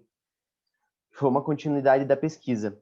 E foi muito legal fazer essa pesquisa, porque eu consegui sair um pouquinho do direito e ouvir alguns profissionais de outras áreas. Então, eu me lembro que, à época, eu fui ver o que o pessoal da comunicação falava a respeito desse discurso da mídia sobre a questão criminal, que alguns no direito, inclusive, chamam de criminologia midiática, mas eu tenho um pé atrás com esse termo. Mas, enfim, tem algumas questões que eu achei muito legal à época. Quando eu estudei, eu me lembro que tem um sociólogo que chama... eu não me lembro se foi... Acho que é o Bourdieu. Que ele tem um livrinho sobre a televisão, e nesse livro ele coloca em dúvida se existe ou não uma opinião pública. E o que ele quer dizer com isso, né? que essa opinião pública, na verdade, ela é fruto de algumas coisas que vêm pré-fabricadas e que tem um sentido e que tem uma finalidade clara, né? Por quem está lá financiando a mídia, pelos grandes influenciadores que tem ali atrás. Isso eu acho uma questão importante. Tem uma outra questão também que eu acho bastante interessante, que eu me lembro quando eu estudei isso, que alguns autores diziam que é muito importante a gente visualizar como que o discurso está sendo utilizado na mídia, porque além de nós, meros mortais, digamos assim, que consumimos mídia, e além de nós, que, né, enquanto advogados, pisamos e criticamos, às vezes, alguns instrumentos que a mídia utiliza, o juiz, o Ministério Público, todos aqueles agentes, eles também consomem o que está sendo veiculado na mídia. E muitos, obviamente, muitas das suas decisões já são pautadas por aquelas impressões que os meios de comunicação colocam. Então, isso eu acho que é uma questão bastante importante para a gente pensar também como que tá se dando a recepção aí dessas grandes operações, enfim, e a recepção num direito penal econômico de fato, né? Qual a repercussão disso e como que a gente vê o reflexo disso no próprio judiciário. Acho que é isso que eu ia colocar. Achei muito legal a tua fala, Mari. Obrigada, eu fui indo, gente. Obrigada. Chegou uma hora que eu já não tava, porque eu fiz o esboço ali, vai indo, vai saindo. Mas a minha pergunta é, lá vou eu fazer uma coisa bem fake, mas eu vou. Fernando e Paula. Depois Temes e Fernando César Domingues, se preparem, mas eu comecei com Fernando e Paula. Conversem conosco. Eu também gostei muito de todas as apresentações, na verdade, né? Eu acho que esse tema é fundamental porque é um excelente começo. E eu também achei interessante trazer um paralelo, né? Esse trabalho do Ulrich Beck falava da cidade do risco, e hoje a gente fala que a gente está numa quarta revolução industrial, né? Algo bem recente, né? Até que quando a gente pode traçar um paralelo, né? Porque o Ulrich Beck ele já escreveu isso já faz um certo tempo, né? E agora se fala relacionado a essas novas tecnologias, né? Que nós estamos todos estudando aí, né? Inteligência artificial. E assim, a minha visão geral, né? Pelo que eu observei desde quando a gente começava a se discutir esse assunto, você não tinha muito certeza, né? Existiam os críticos da expansão do direito penal, que eram críticos, principalmente a escola de Frankfurt, né, na época, e a Hassemer, né, Pritzes, e existiam os que eram favoráveis, né, que daí tinha lá o Silva Sanches, né, que escreveu o livro, né, na Espanha, e existia o que eu chamo, né, o pessoal em cima do muro, né, que basicamente, de certa forma, tentava legitimar na medida de se pesquisar assuntos e teorias que estavam sendo discutidas para se aplicar, mas sem uma postura totalmente crítica e nem tanto uma postura muito, vamos dizer assim, favorável. Vamos dizer assim, eu coloco nesse grupo aí pessoas mais científicas, vou citar até o nome aqui, com todo respeito, o professor Luiz Greco, por exemplo, do Roxin, que é um teórico, basicamente, né? Ele não escreve, não tem uma, pelo menos nos livros que eu já li dele, não tem uma perspectiva muito política, criminal, etc. É mais focado nessa parte teórica. E só que o que eu já pensava, né, muitas vezes quando se falava em sociedade do risco, algumas questões que no âmbito da sociologia eram levantadas, por exemplo, questões nucleares, né? Mas eu pensava, mas questões nucleares não é o Estado que é o responsável, e o que o direito penal vai poder fazer contra o governo? Né? Eu ficava pensando assim, ou o tráfico de armas, né? Como que isso é uma coisa que parte do próprio Estado, e o Estado vai criar o direito penal para ele? Então, isso é uma coisa que não fazia muito sentido, até o dia que eu vi uma palestra de um professor italiano lá na Federal, onde ele falou que realmente a grande preocupação na Europa, na época, era o terrorismo. Né? Eu acho que muito disso veio como uma forma deles responderem um problema que eles estavam tendo, né, que eles queriam resolver por meio dessa expansão do direito penal, né, de você ter lá o inimigo, aquela coisa toda, né? E no Brasil aqui nós temos, como o colega falou logo no começo, né? Eu vejo que nós temos uma outra realidade, né? Eu acho que talvez o que eu só refletiria assim seria sobre a responsabilidade hoje olhando assim para nós mesmos, né? Primeiro que essa questão de você passar a responsabilidade por direito penal parece que está bem claro que isso aí não funciona. Por exemplo, no caso que a colega citou lá, talvez uma intervenção no direito do trabalho tivesse sido mais eficiente.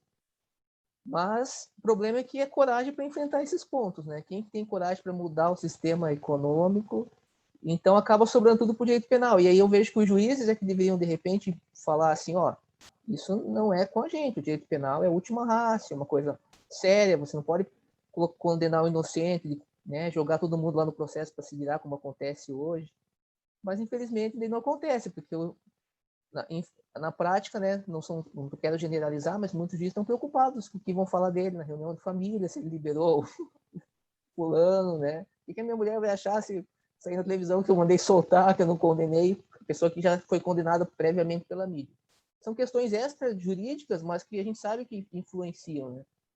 Então, eu penso que eu acho que nós, né, os teóricos, né, em geral, né, tem que ter uma preocupação sobre os efeitos daquilo que, por exemplo, se publica, né, das teorias. Eu acho que isso falta um pouco, né? Porque às vezes é legal, você descobre um tema, um assunto, você escreve, você pesquisa e já lança o livro, às vezes com o intuito de que um juiz aplique, cite você naquela questão toda. Mas isso não é ciência, né? Eu acho que a gente tem que ter uma preocupação em saber, será que essa teoria que eu estou discutindo, que parece ser interessante, será que eu já posso defender a aplicação dela, por exemplo, na prática?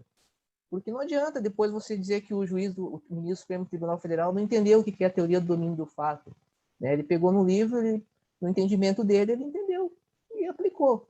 E agora eu acho que o teórico tem que enfatizar, olha, isso aqui, porque é impressionante, né? Às vezes você pega outras áreas científicas, o tempo que se leva para pesquisar um assunto e discutir e colocar na prática, no direito parece que você pega uma teoria lá da Alemanha em 3, 4 anos, 5 anos já está pronta para se aplicar no Brasil.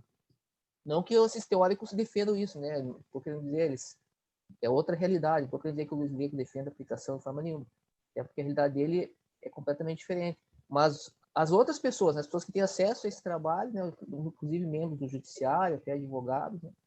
Então, o que eu penso mesmo é que eu acho que a gente não tem muita escolha hoje, porque nós estamos em um processo de uma quarta revolução industrial, né, um processo de revolução tecnológica, onde no âmbito do direito empresarial mesmo, você ainda não sabe exatamente o que está acontecendo, qual vão ser as implicações disso. E eu acho que o cuidado que a gente tem que ter é justamente frisar que não adianta que trazer isso já para o direito penal, porque é uma coisa que mal você não sabe ainda como que estão as organizações vão estar. Eu acho que há muito tempo as organizações elas já não estão nesse modelo de certa forma causalista, né, que nós temos hoje, né? As organizações é um complexo, é uma rede. Isso já antes dessa tal de quarta revolução industrial, a gente já sabia esse problema de imputação jurídica. São questões teóricas que a gente tem que discutir. A gente não tem uma resposta ainda, porque a nossa teoria ela foi alicerçada a uma realidade bem. Mas eu acho que enquanto a gente não decidir, a gente não pode simplesmente chegar e fazer como a colega falou ali, coloca todo mundo ali no processo e deixa o pessoal se preso, né? Porque só tem família, né? Aquela coisa toda. Interessante, né? Direito penal é a última ratio, mas é o caminho mais curto, né? E sempre vai ser escolhido. Infelizmente. Eu vou trazer eu esqueci de trazer uma curiosidade que me lembrei enquanto o Fernando estava falando, que em relação à teoria da cegueira deliberada, tanto eu quanto o Vitor, no último semestre, chegamos a concluir, e a Ludmilla, que faz parte do grupo, mas hoje não pode estar com a gente, nós chegamos à conclusão de que existem outros países que fazem o mesmo assassinato teórico que nós aqui, em relação a essa teoria, o país que nós trouxemos na época, fizemos a busca, foi a Espanha, que enfrenta os mesmos problemas que nós temos aqui. Quer dizer, nós temos um artigo de lei que diz que é ali, aquele limite.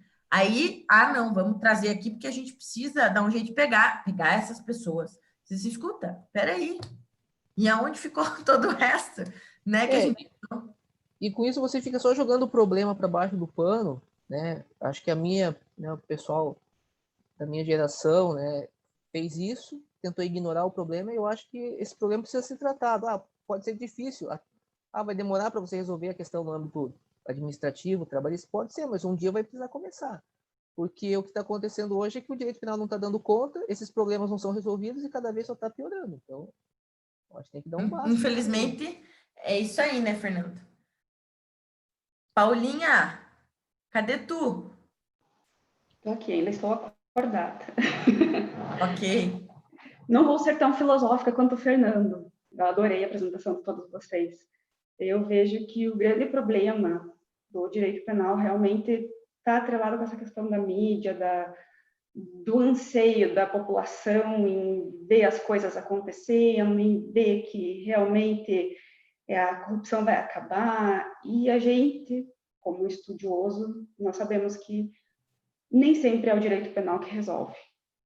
Eu sou adepta de tentar pelas outras áreas do direito, e realmente a última ratio, né, como foi dito, ser o direito penal, mesmo porque o direito penal não resolve todos os problemas do mundo, como a Maria mesmo falou, a população carcerária está lá, simplesmente jogada, não, atrelada a isso tem a questão de não se investir em ressocialização, né, simplesmente a pessoa é jogada lá, acaba saindo pior.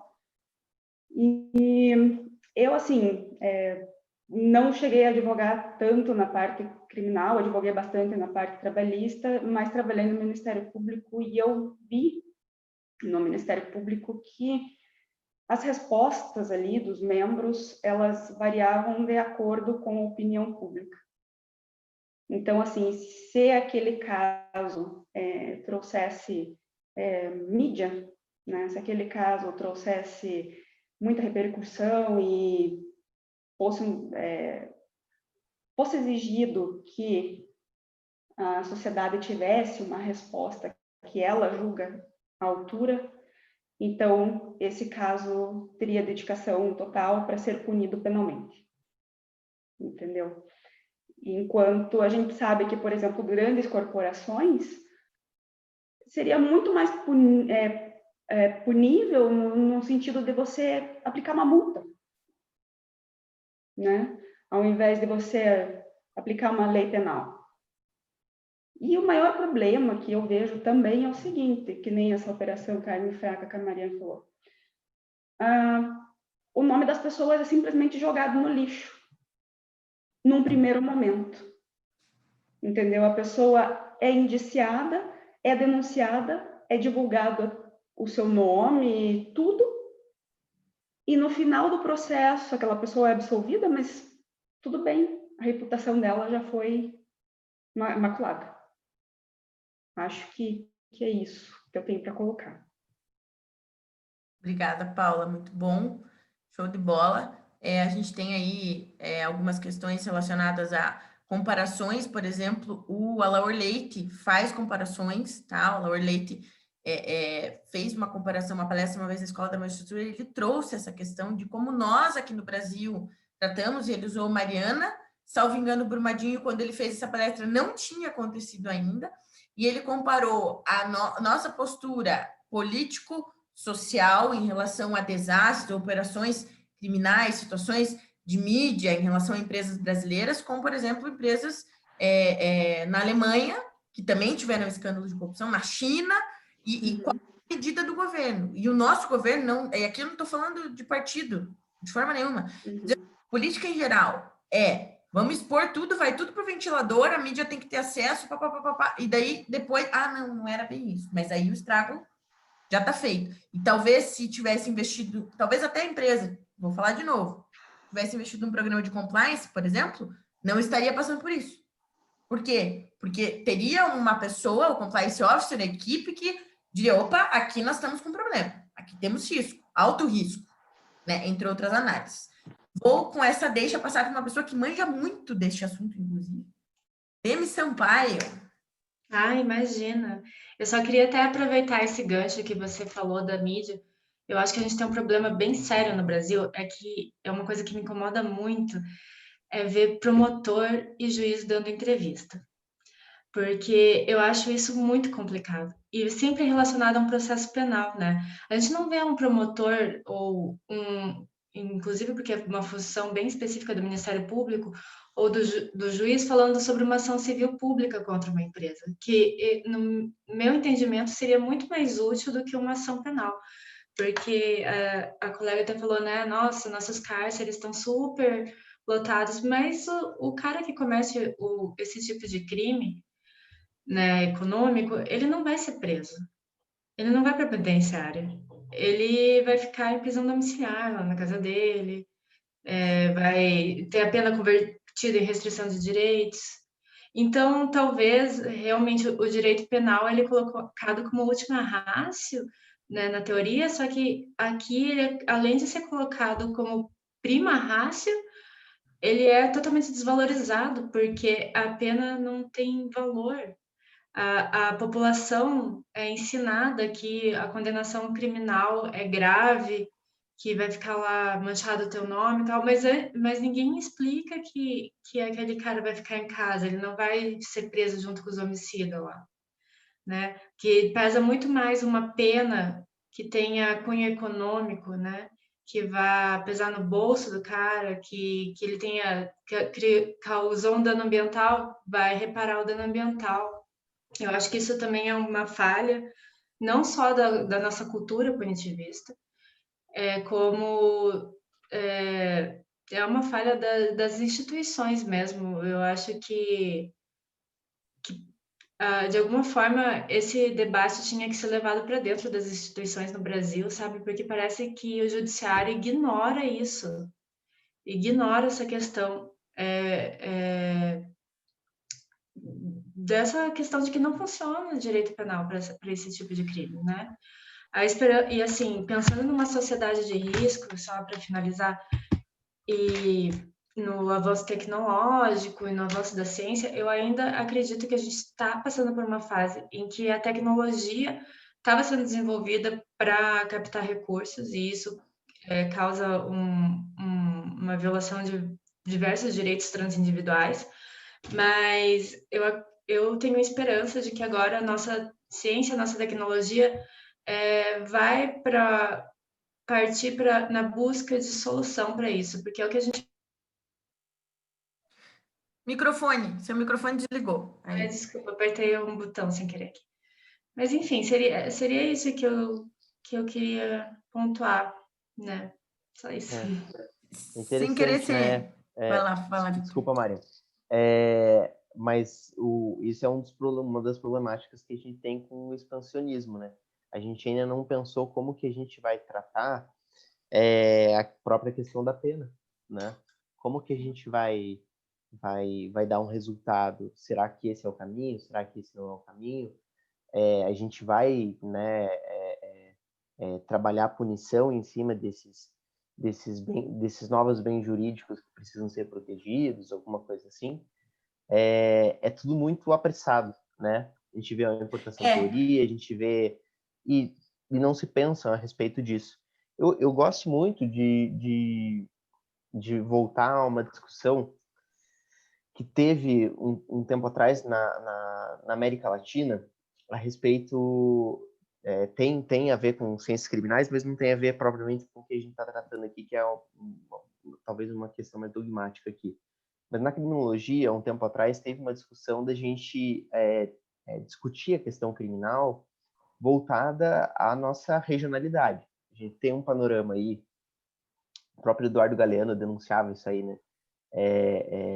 De uma América Latina desenvolvida a partir de uma colonização muito grande e que isso tem impactos, né, absurdos acerca do nosso desenvolvimento e acerca de como a gente mesmo, né? Como a gente foi constituído. E até a criminologia tratava, então, que a gente precisava adaptar, né? Não só trazer aquelas teorias de fora, enfim, mas entender o que acontecia aqui dentro, como que a gente lidava com essas questões e aí, posteriormente, recair em, de repente, política criminal direcionada. Talvez, numa dogmática, a gente talvez teria que pensar exatamente isso. Como que a gente está lidando com as nossas questões aqui internas? A gente tem um panorama diferenciado. A América Latina é diferente de qualquer outro tipo de região, né? E o Brasil, né, consequentemente. Até queria pegar o gancho de novo aí, Vitor. Uma vez eu fui aluna do Marco Aurélio Nunes, professor de processo penal excelente, e Grandíssimo. uma vez eu vi ele falando numa palestra que a gente tem que parar de buscar na Europa as teorias e as soluções para o nosso país, que não faz sentido para a gente. O Chile tá sendo um bom exemplo de um país aqui na América Latina que está se desenvolvendo no processo penal. Talvez, por que a gente, em vez de pensar em fazer um mestrado lá na Europa, a gente não pensa em fazer um mestrado no Chile? Ou ir buscar no Chile um estudo de caso, em vez de trazer um estudo de caso lá da Itália, né? E buscar outros doutrinadores que não tenham essa origem europeia, porque primeiro o tamanho do nosso país, né? Maior que o continente da Europa, então não tem sentido. E eu achei muito interessante ele falar isso, porque foi uma coisa que ficou na minha cabeça que fez total sentido. E não no sentido... Desculpa, Mari, só um segundinho. Não no sentido de ignorar o que vem de fora. Não. Até porque a gente reconhece. Pô, maior penalista do mundo, Roxinha, a gente tem que ler Roxinha, a gente precisa entender o Roxinha, a gente precisa entender o que está sendo discutido lá fora. Mas aí fazer uma leitura para a nossa realidade, né? Para entender o que é o nosso contexto. Era isso que eu ia dizer. Eu acho que a gente pode regionalizar, olhar para cá, por exemplo, ir atrás de pessoas que estejam, por exemplo, no Chile, outros teóricos, mas eu acredito que a gente também não possa desconsiderar o que outros países, né, e outros continentes fazem, né, no sentido de, por exemplo, você estava falando, Temes, da questão da responsabilidade penal, pessoa jurídica. Nós tivemos no semestre passado, Fernando Lopes e Paula, uma discussão a respeito do Instituto do Shaming. Shaming não é daqui, mas poderia ser trabalhado, inclusive o texto que a gente leu é do Gustavo Scandelari, ele tem uma vasta pesquisa nesse tema, então, se quiserem, né, a gente também pode passar depois para vocês, mas assim, a gente tem forma, só que aí o que acontece? Além das instituições, me parece que a melhor forma, somando com as instituições, a gente necessitaria levar isso para dentro do legislativo. Porque a gente chega no legislativo, por exemplo, a gente assiste aqueles vídeos e é só jogar no YouTube. Discussão do novo projeto de Código de Processo Penal. Aí chega lá, metade tá dormindo, a outra metade tá no telefone, e os outros tem 3 criaturas que estão prestando atenção no que está sendo discutido lá. Né? Esse é o ponto mais difícil, né, Mário? Justamente. Levar para o legislativo. Eu tenho visto, apareceu assim para mim, tem um senador, acho que é do Rio Grande do Sul, não sei, que ele quer tornar lei a prisão provisória em segunda instância. E, assim, por que ele está fazendo isso? O cara é penalista. Por que ele está fazendo isso? Porque ele acredita nisso, que isso cabe no nosso ordenamento, ou porque ele quer voto? Sabe? Tipo, então é muito difícil levar isso para o legislativo. Porque a gente ainda tem o curral eleitoral. Isso é o famoso curral eleitoral. Não, então, eu não dou mais cesta básica. Eu não dou mais não dou mais 1 litro de leite. Eu digo que eu vou prender todo mundo. Eu digo que eu vou acabar com a corrupção. Olha lá, como disse Fernando César Domingues, populismo penal.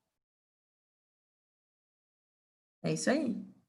Complicado, meu povo. Complicado. A palavra está contigo, então, Fernando, já que a Mari te chamou. É isso aí. Qual dos Fernandos?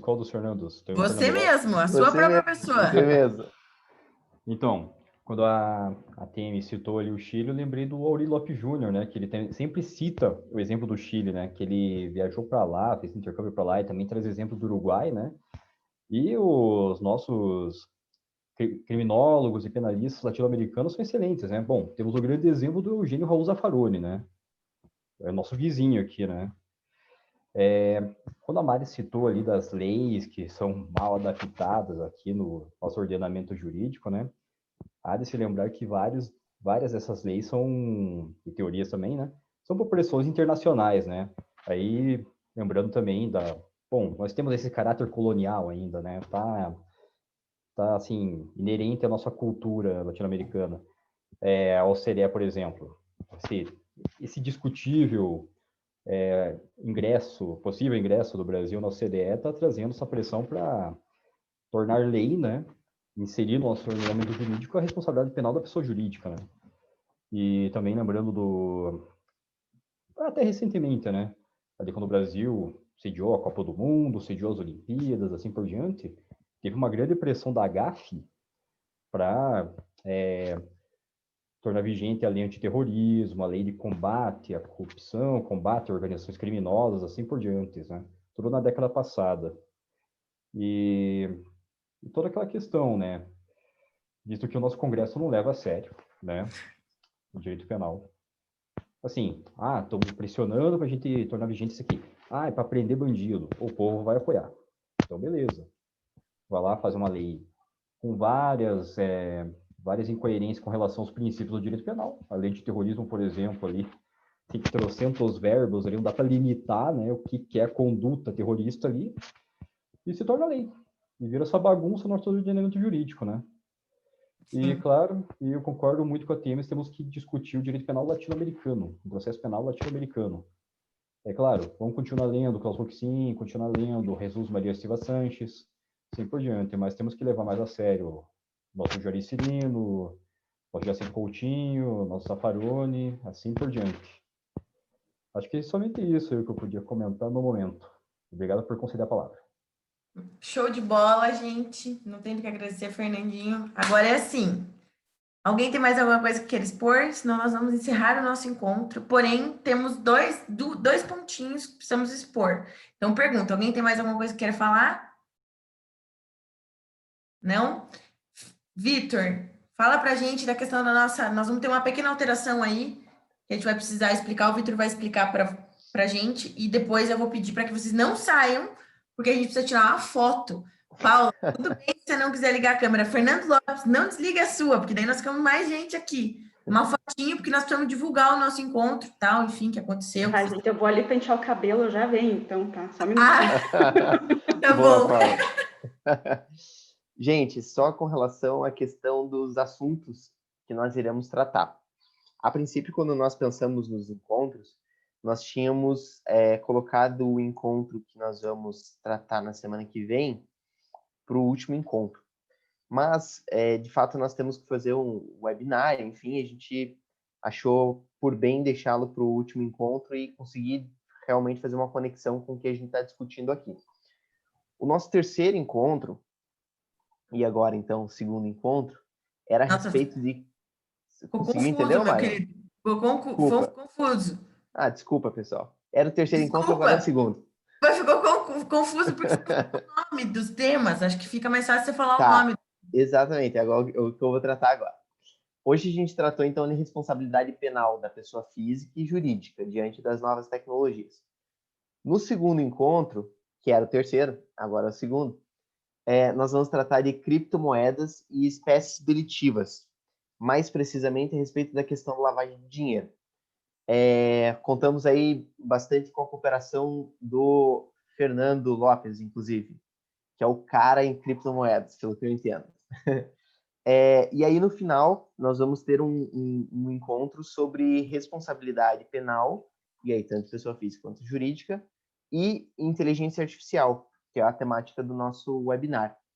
Por que a gente fez essa modificação? Porque quando a gente trata de criptomoeda, a gente já finaliza todo o assunto.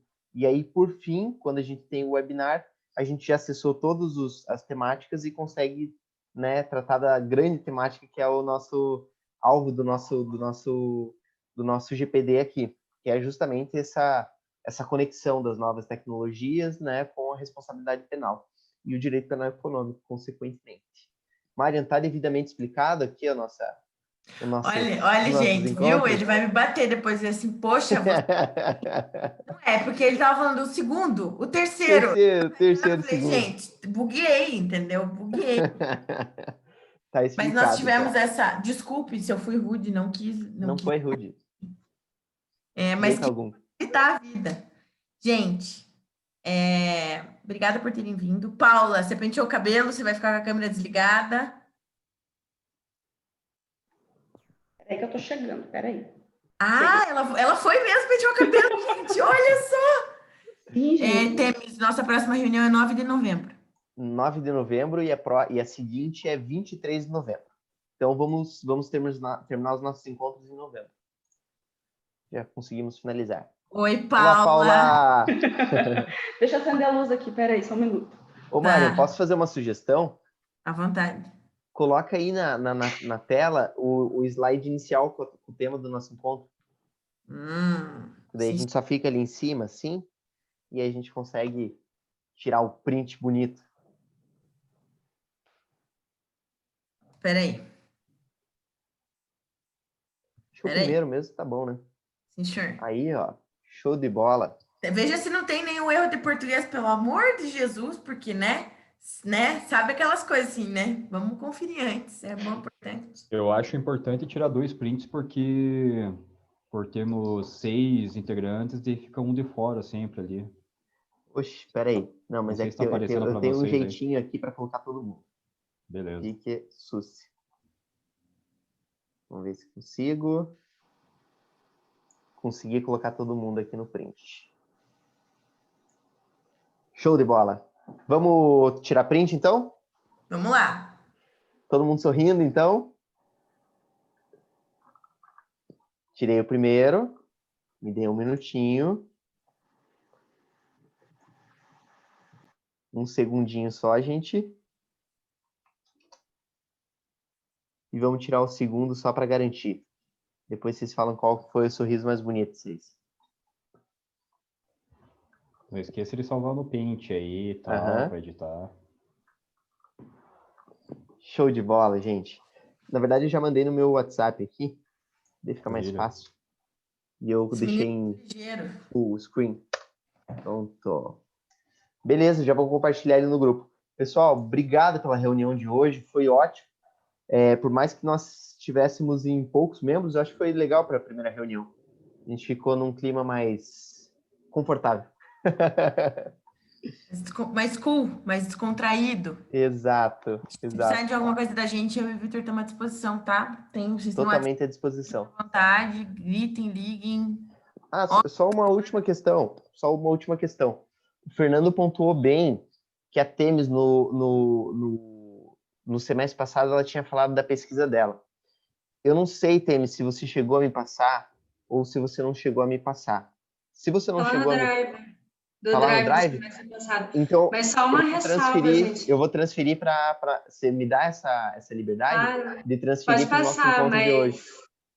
Aquela monografia foi escrita em 2013, então deve estar desatualizada, assim, né? Mas inclusive, o Rushback era vivo ainda. Tem coisa que dá para aproveitar. Show de bola. Eu vou colocar na nossa pasta do encontro de hoje, então.